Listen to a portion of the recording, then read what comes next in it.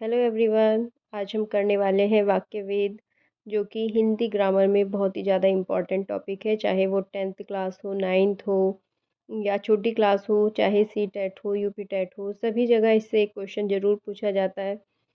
जितने भी एग्ज़ाम होते हैं, कॉम्पिटिटिव एग्ज़ाम होते हैं, तो हम बिल्कुल इसको शॉर्ट में समझेंगे और आसान सी भाषा में इसे समझने वाले हैं। किस प्रकार हम इनको एकदम देखते ही पहचान सकते हैं कि कैसे हम वाक्यों को हम अलग-अलग आधार पर भेद कर सकते हैं। बहुत आसान ही भाषा में हम समझेंगे। चलिए स्टार्ट करते हैं कि कितने तरह के होते हैं वाक्य भेद और कैसे हम इनको पहचानें।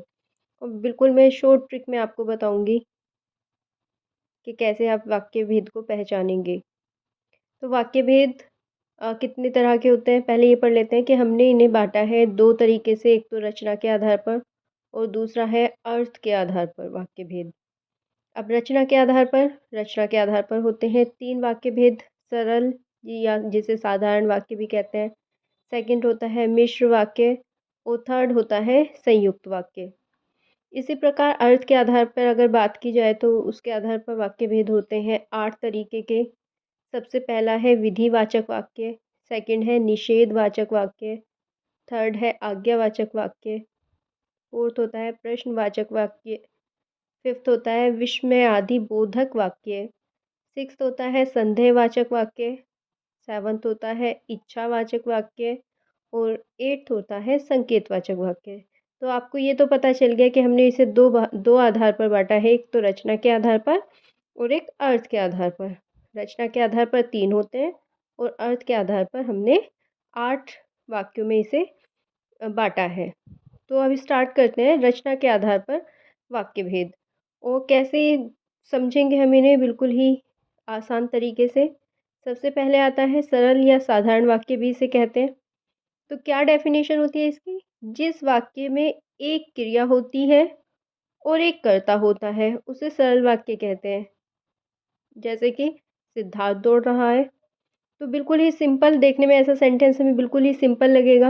एक तो कर्ता होगा जो कार्य कर रहा है और एक होगा क्रिया जो काम हो रहा है। तो सिद्धार्थ क्या कर रहा है? दौड़ रहा है। बिल्कुल सिंपल तरीके से हमें पता चल गया। तो ये हो गया सरल वाक्य। सेकंड आता है मिश्र वाक्य।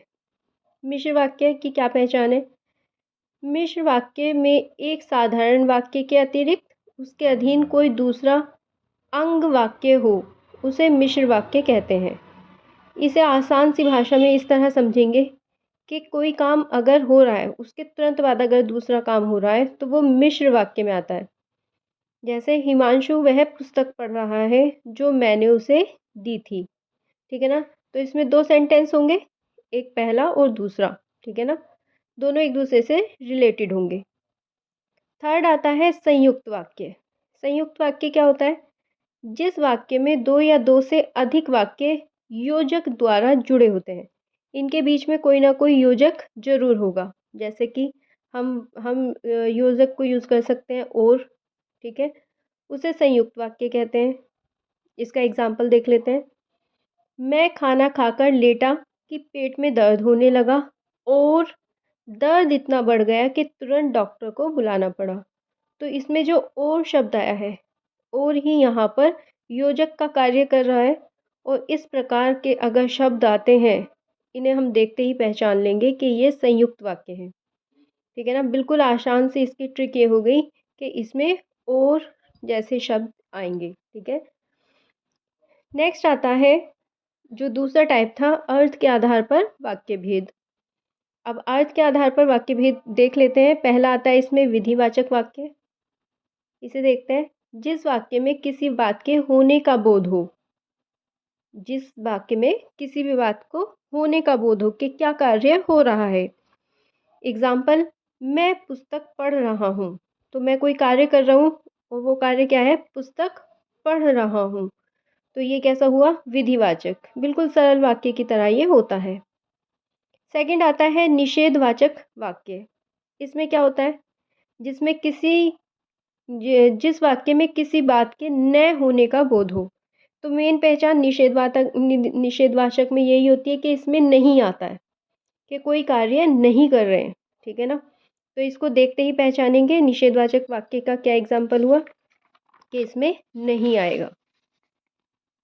एग्जाम्पल देख लेते हैं इसका।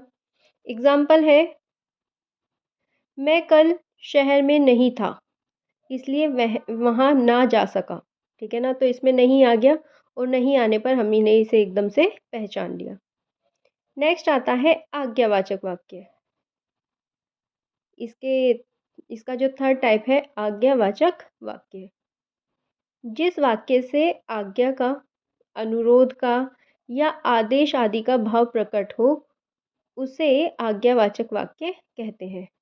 ये इतनी आसान सी भाषा में मैंने लिखा हुआ है, चाहे तो आप इसका नोट्स बना सकते हैं, चाहे तो इसे आप बिल्कुल याद रख सकते हैं, क्योंकि ऐसी कोई भूलने वाली चीज़ नहीं होगी। और मैंने बिल्कुल ही सिंपल लैंग्वेज में सब कुछ लिखा हुआ है। तो आई होप कि आपको ये सब समझ में आ रहा है। देख लेते हैं आज्ञावाचक में कि इसमें क्या क्या होता है। एक तो आज्ञा दी जा रही हो, अनुरोध किया जा रहा हो या किसी को आदेश दिया जा रहा हो, अगर ऐसे भाव कहीं प्रकट हो रहे हैं किसी वाक्य में तो वो आज्ञावाचक वाक्य में आता है। इसका एग्जाम्पल है, जाओ पानी लेकर आओ।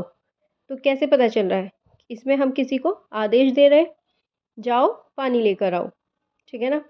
तो ये हुआ आज्ञावाचक। नेक्स्ट आता है फोर्थ, प्रश्नवाचक वाक्य।